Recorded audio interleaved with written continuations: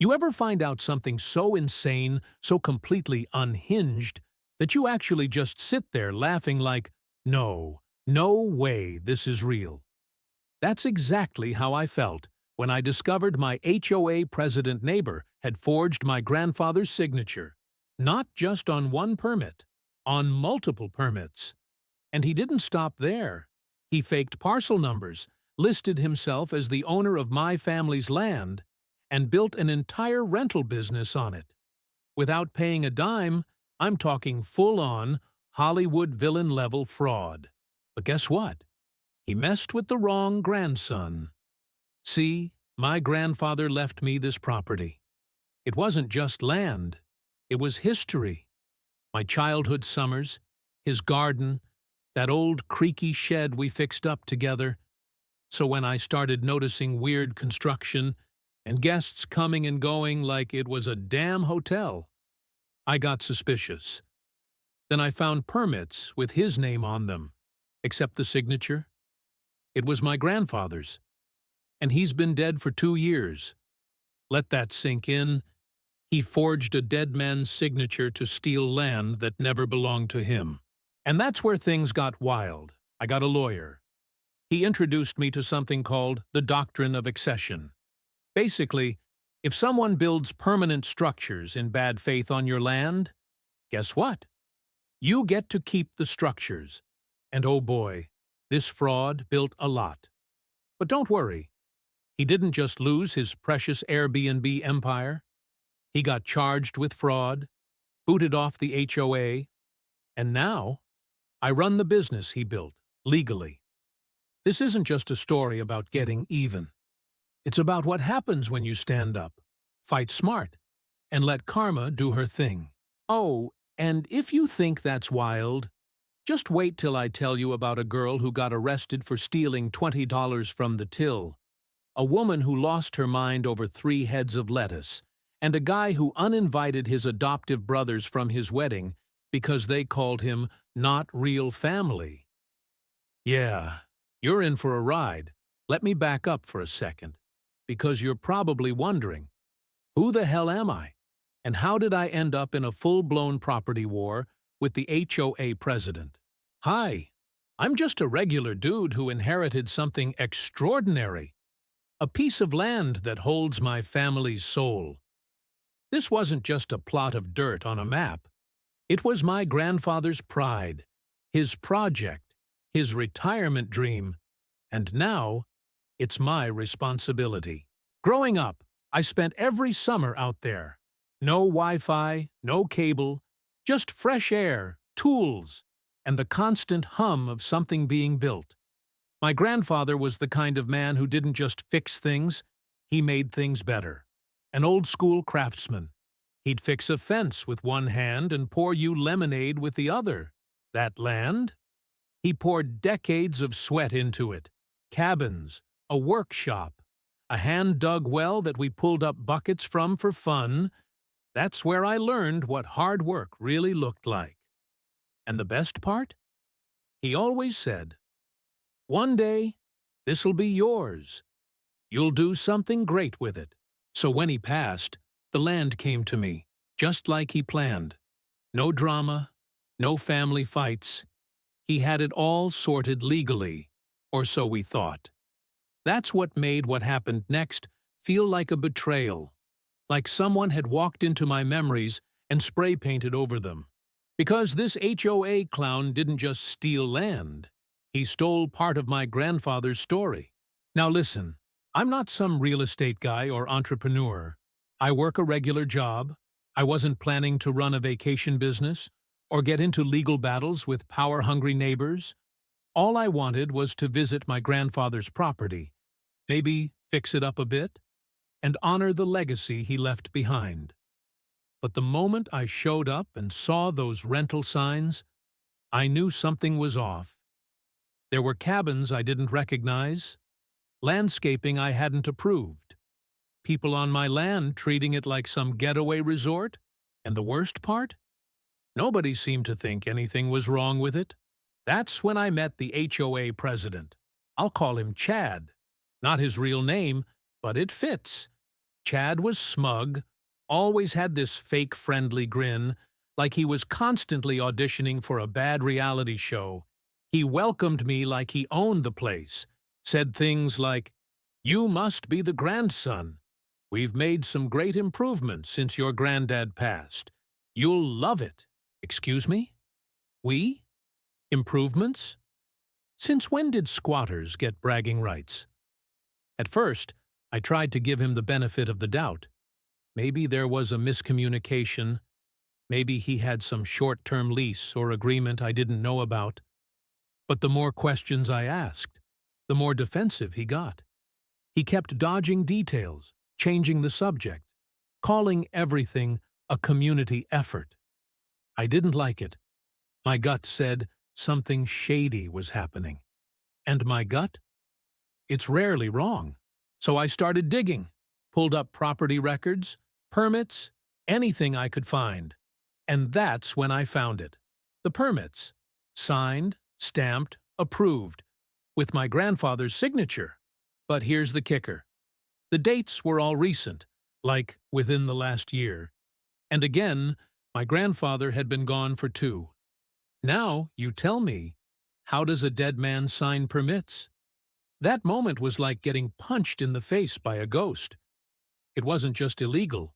It was personal.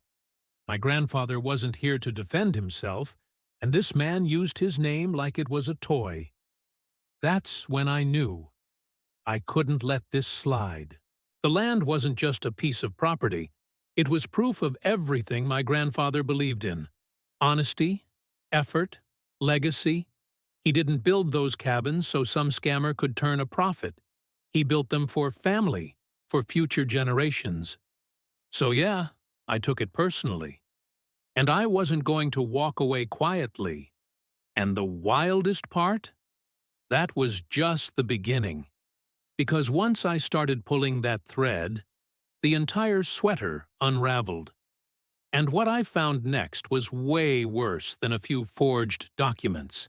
So there I was, standing on my grandfather's land, feeling like I'd stepped into the Twilight Zone. The cabins I remembered as a kid. Mostly untouched. But now, there were new structures, fancy signage, a gravel parking lot, even a freaking hot tub. Installed where my grandfather's tomato patch used to be, people were dragging luggage out of SUVs, sipping on complimentary drinks, and acting like they were at some rustic spa retreat. I stood there, thinking, how the hell did this happen? And more importantly, who gave them permission? I went back to my truck, pulled out my phone, and started looking up zoning permits for the area. That's when I saw the first weird detail, a building permit with my family's property listed. But the owner's name? Not mine. Not even my grandfather's. Some LLC I'd never heard of. And the signature at the bottom? A poor imitation of my grandfather's handwriting, sloppy, like someone tried copying it from memory. Instant stomach drop. I wasn't even angry yet. Just confused. I mean, this had to be a mistake, right? Maybe the county records were mixed up? Maybe someone submitted something with a clerical error? But then I talked to one of the workers on site. Just casual. I asked how long they'd been operating. The guy shrugged and said, "Oh, a little over a year. Business picked up last summer after they added the fire pits." Fire pits. 1 year, my grandfather had passed away almost 2 years ago.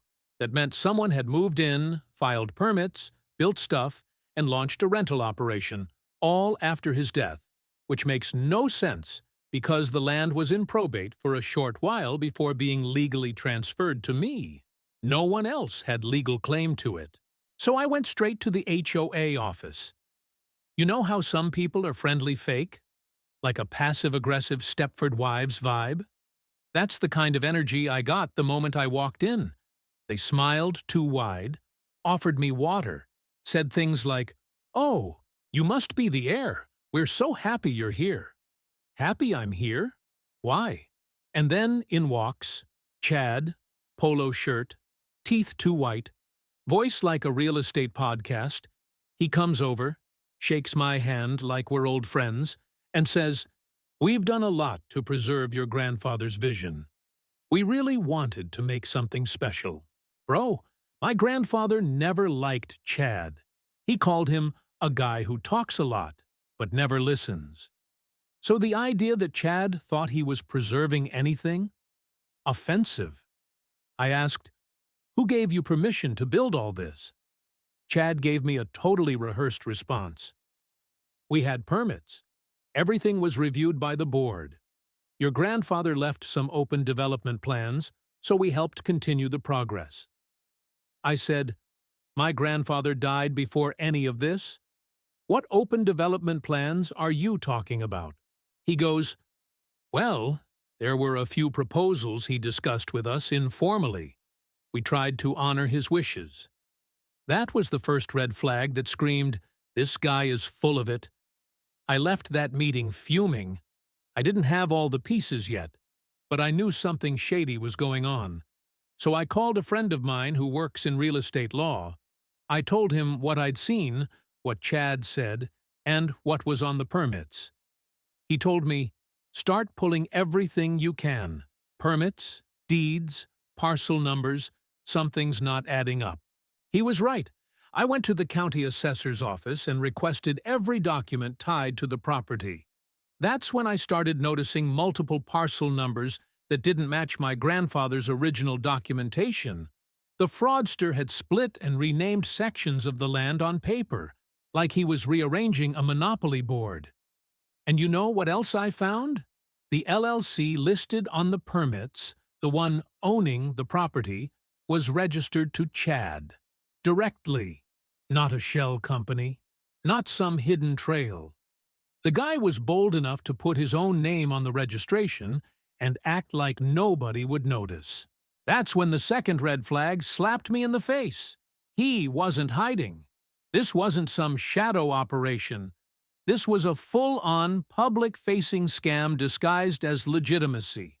Fake parcel numbers, forged signatures, made-up development plans, and worst of all, people around him were either complicit or willfully ignorant. I went back to the land the next day and started filming everything. I wanted a record. Photos, videos, timestamps, receipts. The guests thought I was maintenance. One guy even asked me when the new cabin would be done. I just smiled and said, soon. Inside, I was boiling. I started interviewing other HOA members. That's when I heard the same phrase over and over. Well, Chad said it was fine. Chad said it was approved. Chad had permission from the family. Permission? What permission? The man forged documents and told people I signed off on them. He was rewriting history in real time. I kept digging. Found emails between Chad and local contractors. He used my grandfather's name like a golden ticket. Told them it was a family legacy project, that the land had been gifted to the community. Gifted? This was private land, passed through a will, and Chad, my neighbor for years, knew that. He exploited my grandfather's death, period. At that point, the red flags weren't flags anymore. They were red fireworks, and I was watching them go off one by one. So what do you do when someone hijacks your family's land and tries to gaslight you into thinking they're doing you a favor? Me? I got mad, then I got smart. And the best move I made was calling a lawyer who specialized in property disputes. Because the next step? That's where it all turned around. Hiring that lawyer? Best decision I ever made? The second best? Documenting everything like my life depended on it. Because once you step into legal territory, you better have your receipts in order. And me? I came with receipts, screenshots, hard copies, time-stamped videos, drone footage, everything. My lawyer, Max, was the kind of guy who could smell lies through a screen. I sat down in his office, dumped a folder the size of a Thanksgiving turkey on his desk, and started walking him through it. Halfway through, he raised his eyebrows and said, "You've got a fraud case here, and potentially criminal." Now that got my attention. We started going through the permits line by line. It wasn't just that the signature was forged. It was that the timeline of filings didn't make logical sense. Documents dated months after my grandfather's death were being pushed through with fake notaries and sudden approvals. Like the bureaucrats stopped asking questions because Chad just made it all look official enough. But here's the thing. Counties are slow, inefficient, and they rarely double-check what looks routine. Chad knew that. He relied on laziness and loopholes, and it worked. Until someone like me started actually looking. Max contacted a forensic document examiner to analyze the signatures. I didn't even know that was a job. But within a week, we had a full report. The signatures were clearly traced. The pressure points didn't match. The strokes were hesitant. One even had overlapping ink where the pen had paused awkwardly. In short, my grandfather didn't sign a damn thing. We also pulled metadata from the digital files. Turns out, most of the PDFs had been uploaded from Chad's home IP address. That alone wouldn't prove forgery. But when combined with the fake LLC, the mismatched parcel numbers, and the false public claims? Oh, we were cooking. Max looked at me and said, "This guy didn't just bend the rules. He built a fake world and hoped nobody looked behind the curtain." And I wasn't just angry anymore. I was determined. We started preparing a civil case to reclaim the property and everything built on it. But Max also said, "You know what doctrine of accession is?" I shook my head. He explained it like this. If someone builds a permanent structure in bad faith on land that doesn't belong to them, the rightful landowner gets to keep the structure. That means everything he built, cabins, decks, amenities, it all becomes yours. Every board, every screw, every hot tub. I swear, I almost laughed. Because karma? She doesn't just pay you back, she tips. The next step was confronting Chad, not physically, legally. Max sent him a cease and desist letter, demanding he halt all activity on the land immediately. We also notified the county office to flag all documents involving the property for fraud investigation. Within days, the bookings on his vacation rental site disappeared. Now, I thought he'd get scared, back down, maybe apologize. Nope. This guy doubled down. He sent back a smug email through his attorney claiming I was disrupting a community asset and that my actions would harm local tourism. He framed me as the villain, like I was some greedy heir trying to undo a philanthropic project. You ever want to scream so hard you vibrate? I wanted to knock on his door and wave the forged documents in his face, but Max reminded me, let him dig his own grave. Every word he sends helps our case. So we kept collecting, found that he listed himself on rental insurance as the sole owner, found bank statements showing income from rental platforms deposited directly into his account, found marketing materials that used my grandfather's name and image without permission, complete with made-up quotes like, "This land is for everyone." Everyone except the actual heir, apparently. The local authorities were slower to catch on, fraud is complicated, and most officers don't understand land disputes. But once we involved the district attorney and filed the official claim, things moved faster. A detective was assigned to investigate the forgeries, and let me tell you, nothing makes a fraudster sweat like police knocking at his door asking about documents he claims a dead man signed. Meanwhile, I returned to the property almost daily, not to interfere, but to witness. Guests stopped showing up. The lawn was overgrown, lights flickered at night like even the electricity was confused about who owned the place. One afternoon, I caught Chad on site, pacing and yelling into his phone. I stayed back, filming from a distance. He kicked a chair, threw a clipboard, and screamed something about losing everything. And I thought, good. But here's the wild part. Despite everything, despite being caught, investigated, and publicly exposed, he still acted like the victim. He started spreading rumors in the HOA that I was trying to steal the business, that I didn't understand the community, and was just looking to flip the property. Projection. 100%. The HOA itself didn't want to take a stance. Most of them were spineless, afraid of legal exposure. But a few members started talking, off the record, of course. One old-timer told me, "We always thought Chad was doing too much, just didn't think he was doing it illegally." The irony? My grandfather warned them years ago, said Chad was a smooth talker with a hero complex. Nobody listened. Until now, we filed the lawsuit, citing fraudulent transfer of ownership, unauthorized use of property, and misrepresentation. The judge granted a preliminary injunction, which blocked Chad from entering the property at all. The place went dark. I finally felt peace, for a second. Then the court date arrived. Max walked in like a shark in a suit, calm, deadly. We laid everything out: timeline, documents, forged signatures, forensic reports, property maps, emails, bank records, testimonies. Chad? He looked like someone told him Santa wasn't real and canceled Christmas. He tried to talk, claimed he had verbal permission from my grandfather. The judge literally asked, "And why wasn't this documented?" Chad said, "Because we trusted each other." "Brewer, you forged his signature. That's not trust. That's identity theft." After hours of testimony and evidence, the judge ruled in my favor.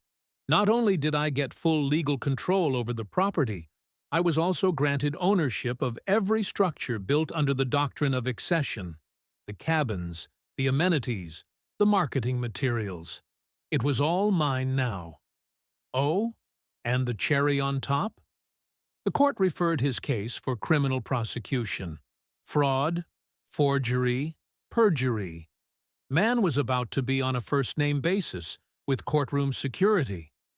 I walked out of that courtroom feeling like I just beat the final boss. My grandfather's name? Cleared.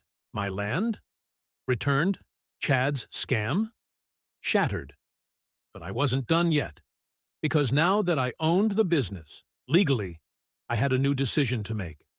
Burn it all down out of spite, or run it better than he ever could. You ever hear a phrase so powerful it feels like a cheat code? For me, that phrase was doctrine of accession. Sounds fancy, right? But let me break it down, because this little-known legal principle turned my whole case from "he might be in trouble" to "you now own everything this idiot built." It all started when Max, my lawyer, sat me down and said, "Okay, so here's how we flip the table." He pulled out this ancient-looking legal book, cracked it open like it held dark magic, and read aloud, "When a person in bad faith builds permanent structures on land they don't own, the rightful owner of the land gains legal ownership of the improvements." I blinked. Wait, so you're saying I don't just get the land back, I get the cabins, the hot tubs, the fire pits, everything? Everything, Max said, grinning like a man who'd just found buried treasure. He built it. You own it. I swear I heard a choir of angels in the distance. Now here's the thing most people don't get. Property law isn't just about who owns what. It's about intentions. And in Chad's case, every move he made screamed bad faith. He knew my grandfather was dead. He forged documents. He lied to the county. He ran a business using fake permits and pocketed the cash. That's not a misunderstanding. That's a scheme. And the doctrine of accession? It doesn't play around. We built our case on that principle. Like it was the foundation of a house, Max gathered every shred of evidence to prove Chad didn't just accidentally build on land he thought was his. He intentionally ignored ownership and built anyway. He didn't ask. He didn't check. He just acted like it was his because nobody stopped him. And, legally? That's a fatal mistake, see? Courts love this kind of clean-cut fraud exposure, because when someone is this bold, this arrogant, and leaves a paper trail longer than a CVS receipt, it makes the court's job easy. It's not a he said, she said situation. It's a he forged a dead man's signature and built a hotel on stolen land situation. So we filed a formal claim, citing doctrine of accession as the primary argument. Most people would lead with trespassing or civil fraud. Not us. We went for the jugular. Here's how the strategy broke down. Step 1. Establish ownership of the land. Easy. I had the will, the probate documents, and every legal transfer dated and notarized. My name was on everything. Step 2. Prove the structures were built after my grandfather's death. Also easy. We used photos, satellite imagery, permit dates, and even Instagram posts from guests that showed grand opening banners well after the land had legally transferred to me. Step 3. Show that Chad acted in bad faith. This was the slam dunk. Forged documents, false public statements, and internal emails bragging about the project like he was the next Steve Jobs of rustic vacation rentals. He even pitched a Phase 2 expansion plan to investors, which I printed and highlighted with a big fat red Sharpie for the judge to see. Max looked at me one day and said, "We're not just going to win, we're going to crush him." The only complication? Most people, judges included, don't deal with doctrine of accession often. It's niche, like law school exam level obscure. So Max had to explain it in plain English during the hearing. Your Honor, imagine someone breaks into your backyard, builds a pool, throws a party every weekend, and then tries to sue you for asking them to leave. That's what we're dealing with here. The judge chuckled. Chad's lawyer did not. And you know what made it worse for Chad?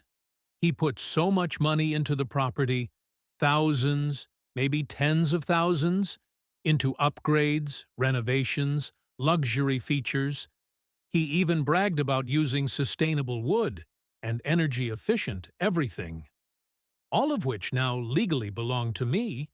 That's the poetic beauty of accession. The more effort you put in, the more you lose if you did it in bad faith. It's like playing Monopoly, building hotels on someone else's property, and then realizing they now own all your hotels too. Chad tried to argue that he believed he had verbal permission from my grandfather, but under cross-examination, he couldn't produce a single witness, recording, email, or written note to back that up. And even if he did have a verbal nod, which he didn't, it wouldn't override a forged document and a fake LLC. By the end of the court proceedings, even the HOA board turned on him. Several members submitted written statements saying they were misled, that Chad never disclosed the ownership issues, and that they had no idea he was building on disputed land. It was like watching rats abandon a sinking yacht. When the final ruling came down, the court didn't just affirm that the land was mine. They granted me ownership of every structure built on the property under the doctrine of accession. The business license he used to operate under his name, revoked the marketing materials, banned from further use, the cabins, website, even the branded mugs with Chad's Cabins on them, all legally mine. He had to vacate within 30 days, and the court also left the door open for criminal prosecution on the forgery side. That's when I knew this man's life was about to do a full 180. He went from HOA president and community hero to the guy who illegally built a business on stolen land and got outmaneuvered by the heir he tried to erase. And me? I wasn't just satisfied. I was energized.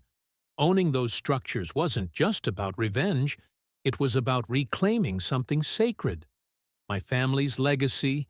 My grandfather built that land up with his own hands, and now his work, and only his work, stood on it again. But here's the funny part. People started reaching out. Neighbors, tourists, even local business owners. They asked if I was going to reopen the cabins. Some apologized for booking stays with Chad and offered to support me if I relaunched the business. And that's when I had the ultimate realization. I had the power now, not just legally, but personally. I could take what Chad corrupted and turn it into something honest, something real. A real business, a tribute to my grandfather, a way to write the ending on my own terms. And you better believe I took that opportunity. But before I reopened anything, I had one final moment of satisfaction. Watching Chad pack up his Range Rover, his boxes of lies, and his branded towels, and leave the property for good. No fanfare, no farewell. Just a man walking away from the empire he thought he stole.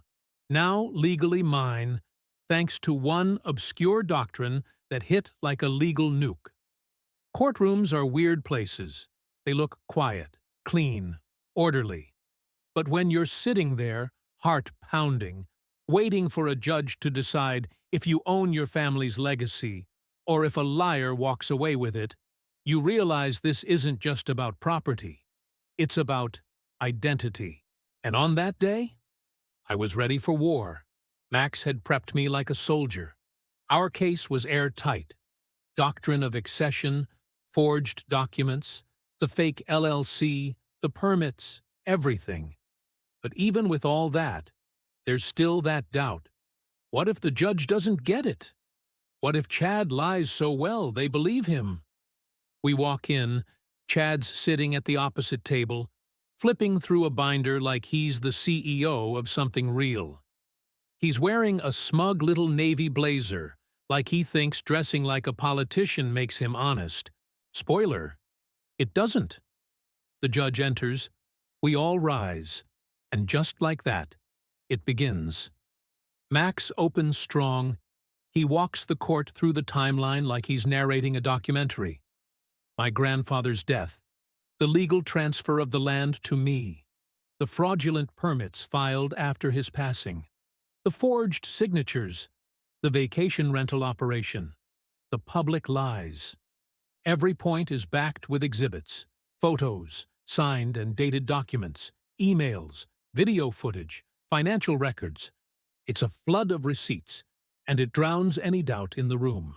Then it's Chad's turn, and man, watching him squirm. It was like watching a high schooler try to fake a book report on a novel he never read. He claimed my grandfather had verbally promised him development rights. The judge asked for proof. He had none. He claimed the documents were pre-signed and stored for future use. The judge asked why the dates didn't match. He stammered. He claimed I abandoned the property. Max hit back with timestamps showing I was actively maintaining legal records and property taxes. He even claimed the HOA approved everything. That's when Max dropped the bomb. Written statements from multiple HOA board members all saying Chad never disclosed the ownership issues and operated without full board consent. The judge leaned back, crossed his arms, and asked Chad one simple question.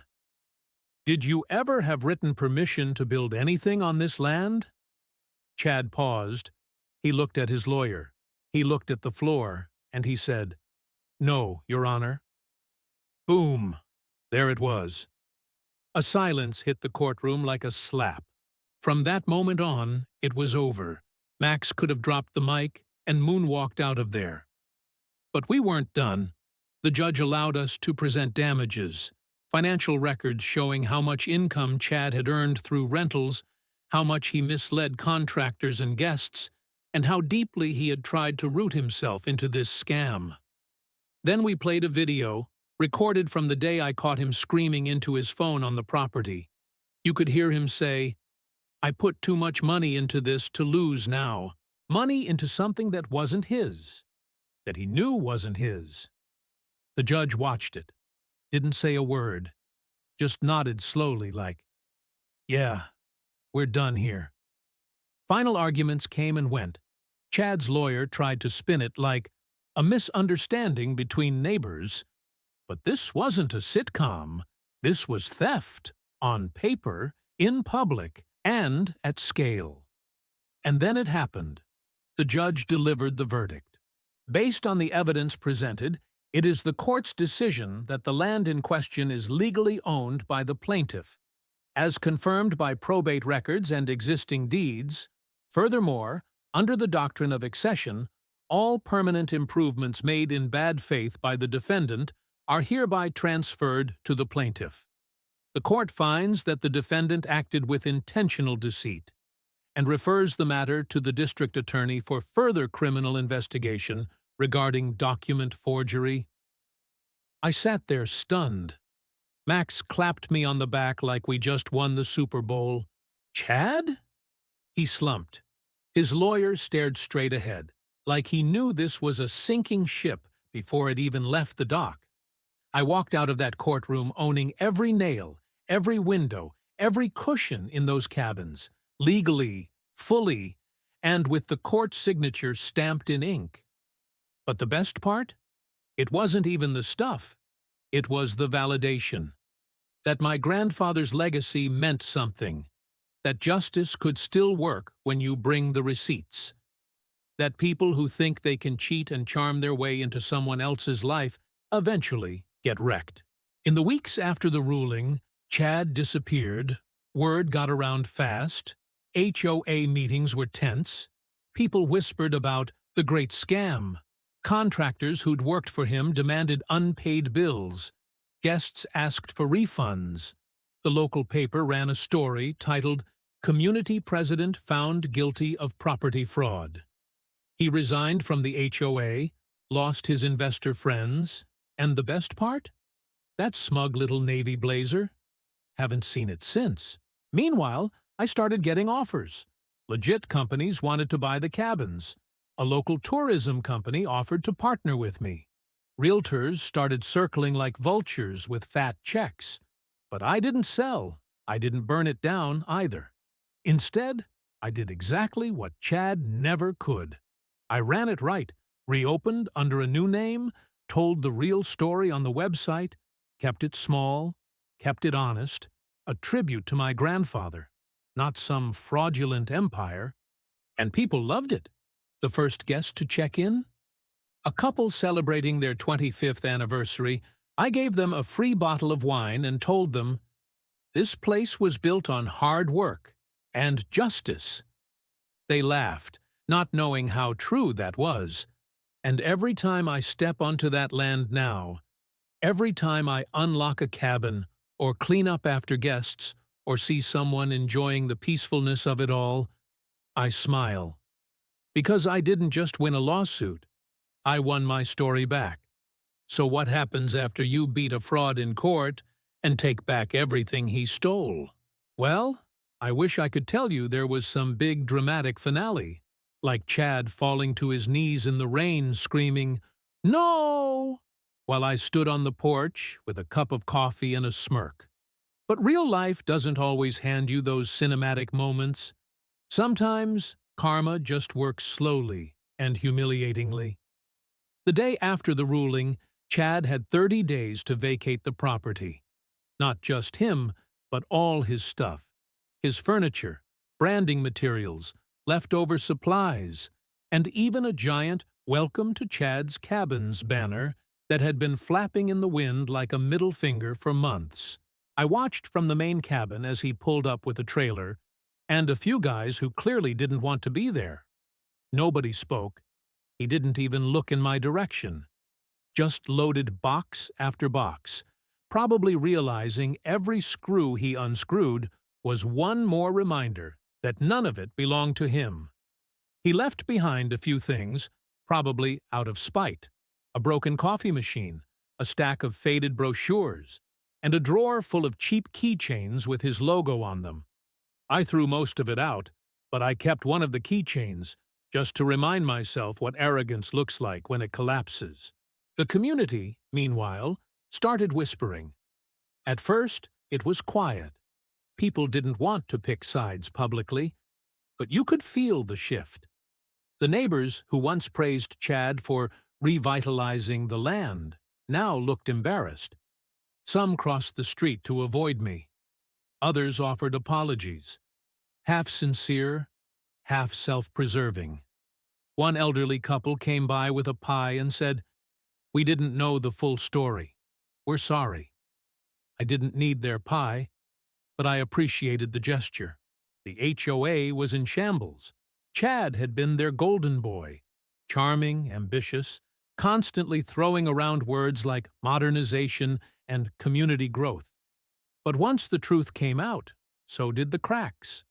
Turns out, Chad had more skeletons in his file cabinet. He'd misallocated funds, fancy word for stealing, for beautification projects that never happened. He approved permits that never existed. He pressured board members into silence. Some even admitted they were too scared to speak out because he made them feel like they'd be liable too. The entire HOA held an emergency meeting, which I was formally invited to attend. Wild, right?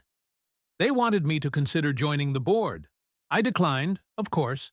I wasn't interested in power plays or politics. I just wanted my peace back. But I made one thing clear. If anyone ever tried something like this again, I'd be the first to show up, with a lawyer and a flashlight. Meanwhile, Chad's life began to fall apart. He was under criminal investigation for forgery and fraud. His vacation rental income vanished overnight. His name was garbage in local business circles. Investors backed out.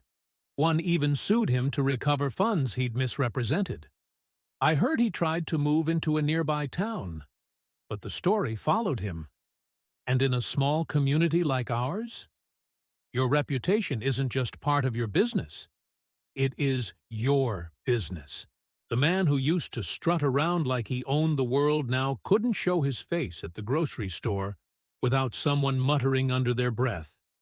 And I know what you're thinking. Did you ever confront him face to face? Not really.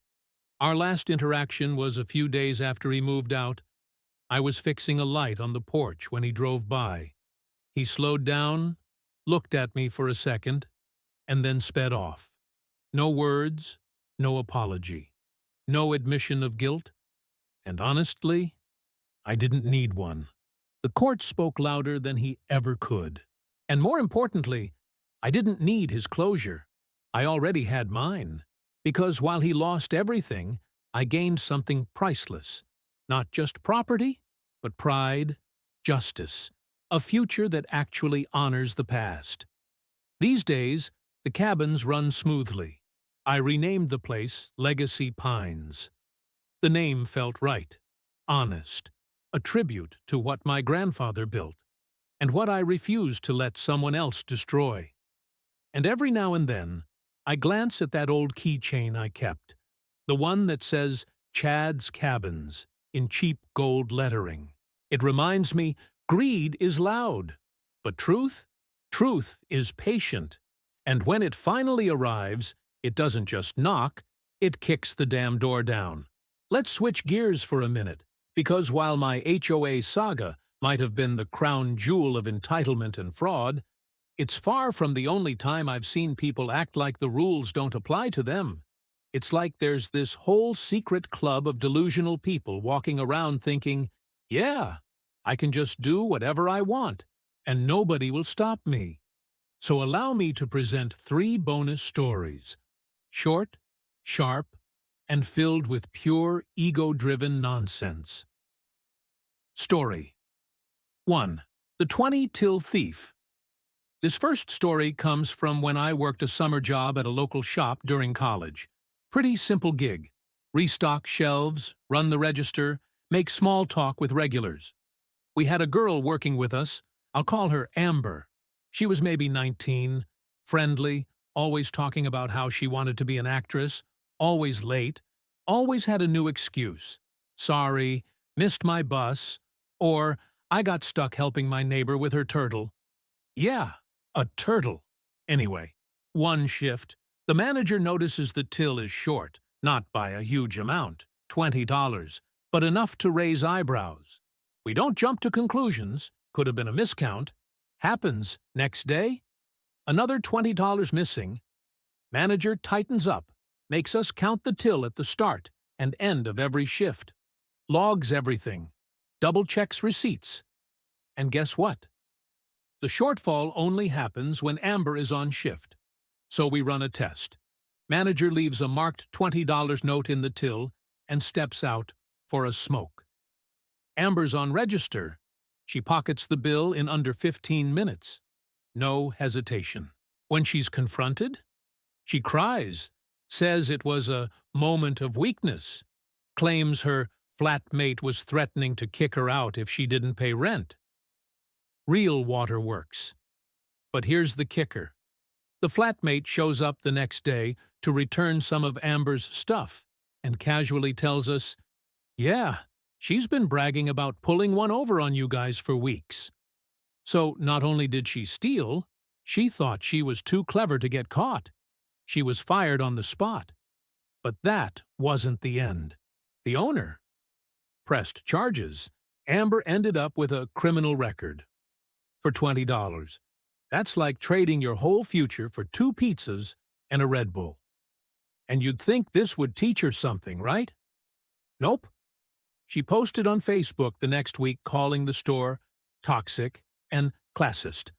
Because, of course, she was the victim. Some people will do mental gymnastics just to avoid saying, yeah, I screwed up. Story 2. The lettuce. Lady, this one? Absolutely unreal. Picture a mid-sized grocery store. Bright lights, peaceful music. Produce section freshly stocked. In walks a woman, mid-40s, very serious Karen vibes. You know the type. Sunglasses indoors, Bluetooth earpiece, pushing a cart like she's on a runway. She grabs a few things, nothing major, some fruit, milk, frozen dinners. Then she heads to the produce section, and that's where the chaos begins. She walks over to the lettuce display, picks up a head of romaine, stares at it for a second, then aggressively tosses it back like it offended her. Picks up another, same treatment. Finally, she finds the one, cradles it like a baby. Then she grabs 2 more. Now, most people would put them in the cart and move on. Not her. She opens her oversized purse and just shoves all 3 heads of lettuce inside. No attempt to hide it. Just full-on produce smuggling. Store staff catches it on camera. Security approaches her near the checkout and politely says, "Ma'am, we noticed you didn't scan the lettuce." She loses it, screaming, accusing them of harassment, claims she's being profiled, demands a manager, says she has a doctor's note for food. What even is that? They offer to let her pay for them and just leave. She refuses. Escalates, shoves a cart, screams. This is why no one trusts retail workers, and storms out. Police are called. She's caught in the parking lot, still yelling, still claiming she's the victim. Arrested for 3 heads of lettuce. Turns out she had a record of shoplifting at other stores. Always small stuff. Always dramatic scenes. Always flipping the script. I swear, it's like some people get addicted to the idea that rules are just suggestions. Story 3. The wedding that wasn't okay. This one is pure emotional sabotage. A guy I know, let's call him Marcus, grew up in foster care. Rough background. No blood relatives he stayed in touch with. But around age 10, he was taken in by a family with 2 older boys who eventually became like his brothers. They weren't perfect, but they were close. Family vacations, birthdays, holidays, the whole package. Fast forward 20 years. Marcus is getting married. He sends invites to his 2 adoptive brothers. One replies, "Yes." The other says he's not sure. A week later, Marcus finds out through a mutual friend that the not sure brother said something like, "He's not our real family anyway. We're just going out of obligation." The other brother apparently agreed. Marcus was devastated, not just because of the words, but because they hadn't said it to his face. They smiled, played nice, and then talked trash behind his back. So Marcus did what any self-respecting adult would do. He uninvited them, not with a fight, no dramatic confrontation. He just sent a new message. "Plans have changed. Thanks for everything. But I'd prefer to celebrate with people who truly see me as family." Cue nuclear meltdown. The brothers lose their minds, call him selfish, dramatic, accuse him of ruining the family. One even says, "You should be grateful we ever accepted you." That right there? That's the sentence that burned the whole bridge to the ground. Marcus went through with the wedding, surrounded by friends who chose to be there. No forced smiles, no walking on eggshells. And afterward, he said he'd never felt lighter, because sometimes cutting off toxic people isn't just healthy, it's necessary. Here's the thing all three stories have in common: ego, entitlement, that little voice in someone's head that says, "I'm special, I deserve this. The rules are for everyone else." Amber thought stealing $20 was clever. Lettuce Lady thought laws didn't apply to her. And those brothers, they thought family was a one-way street. But reality? Reality doesn't care about your delusions. It cares about actions, choices, consequences. And whether you're forging signatures to steal land, pocketing change from a register, stuffing vegetables into your purse, or demeaning someone who once called you a brother, it always catches up to you. Because the truth is, you can only fake your way through life for so long. Eventually, the mask slips, the receipts show, and karma knocks, loud. So, if there's a moral here, it's this: don't be the villain in someone else's story. Because when you are, there's always someone watching, recording, remembering. And sometimes, that someone fights back, looking back on everything that happened, from discovering the fraud, to dragging Chad through court, to watching him pack up and drive off in defeat. I've had time to reflect on what it all really meant. Because let's be real, this wasn't just a legal battle. This was personal. It was about family, legacy, and the line between what's right and what's easy. And if there's one thing this entire experience taught me, it's this: you have to be the one to stand up. There wasn't some magical authority that swept in to save me. No super cop, no government official knocking on my door like, "Hey, we heard someone's committing property fraud." I had to connect the dots. I had to find the lawyer. I had to document every shady detail. And I had to care enough to follow through. A lot of people see something wrong and look away, hoping someone else will handle it. But the truth? Most of the time, no one's coming. You're the cavalry. And here's the second big lesson. Entitled people bank on silence. They count on you being too polite, too scared, too exhausted to push back. They smile.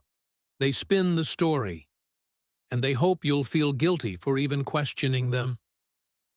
That's what Chad did. That's what Amber did.